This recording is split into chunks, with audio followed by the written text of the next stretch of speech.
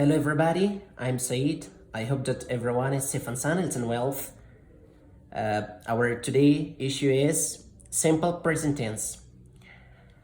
Before simple present tense, I'm going to tell you one thing. As you know better that I taught you tenses and we're done with the tenses, and I told you that I'm going to start simple present tense in my next video.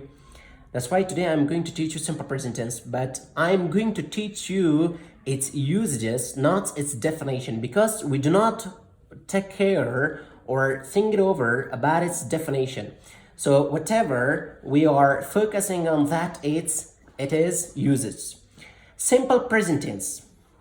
Simple present tense shows daily activity. It means this is the first use of simple present tense, that it shows daily activity. Our next usage is habits. It means simple present tense shows habits. And simple present tense shows permanent action. Simple present tense shows permanent action, not temporary action. What I mean by permanent action, I mean that action will happen each day. It means it is going to happen every day. That's why I'm going to tell you that it shows permanent action, not temporary action. But there is another specific or particular things that it shows an action which is happening like temporary action. But simple present tense shows an action which happen permanently, not temporary. It has two usages. It has two structures. The first one, subject plus verb plus complement, subject plus verb plus s, es, or plus complement, or we are adding ies for that, but I do not mention ies in here, so it's because of one reasons that I will tell you, or I'm going to tell you, okay? And the first structure is subject plus verb plus complement. For example, or for instance, I go to school every day. It shows my daily activity, that every day I'm going to go to school. I go to school. There's one question that I'm going to respond to you, that what is the differentiation between activity and habits? There are two differentiation between activity and habits. There are two differentiation. The first one is that we can that if we don't do or abide that activity, it wouldn't be too much tough for us. But if we don't do that habit, it would be too much tough for us. This is the first differentiation between activity and habits.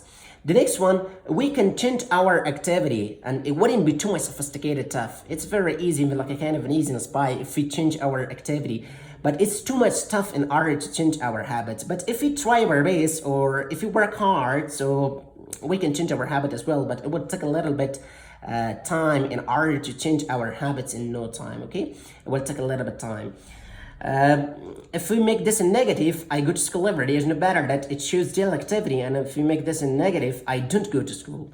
The one auxiliary verb for simple present tense is do. But if we want to make that in negative, we would just want to add not with that, or as a construction, we just want to add nt. Do not. I do not go to school. And if you make that an interrogative, do I go to school? I'm asking from you. Do I go to school? You're answering to me, yes, you do, or no, you don't.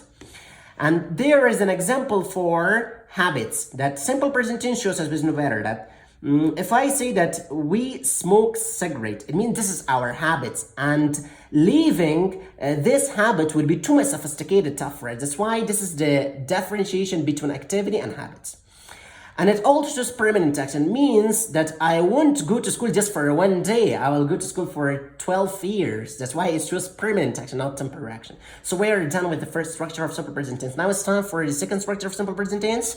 Subject plus verb plus s, is, and ies. But I didn't mention in here. If I say for you, he goes to school every day. I should know better that go ends with o.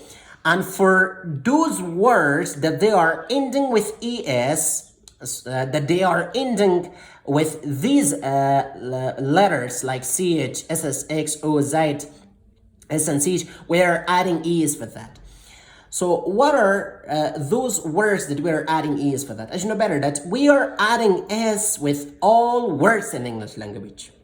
With all words we're adding s. except of those words that they are ending with these letters. CH, SS, X, O, Z, S, CH. So we're adding E with that. And for those words that they are ending with Y, we're gonna change Y to I and adding is with. That's why I mentioned just E is in error. I didn't mention I is because I is that's why that changed before, okay? So we're done with this as well, and it's time for examples.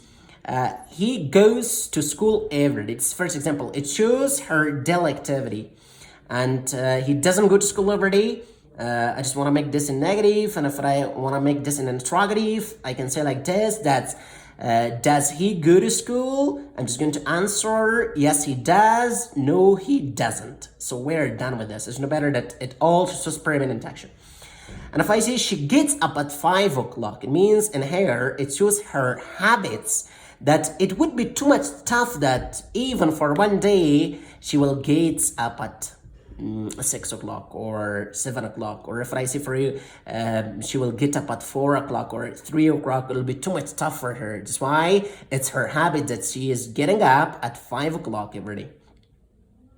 So we're done with simple present tense, and there's one note that you should take in your mind, that as I told you that for those words that are ending with Y, we want to change that with I and adding is with that. But there is one thing that you should keep in your mind. So before Y, it should be a consonant letter. If it be vowel letter, so Y can't change to I, and we don't want to add E with that. We just want to add S with that. So we're done with simple present tense. Wish you all the best. Have a nice time ahead. If you have any problem regarding to these grammars, you can ask me or you can comment to me. I will answer you in no time.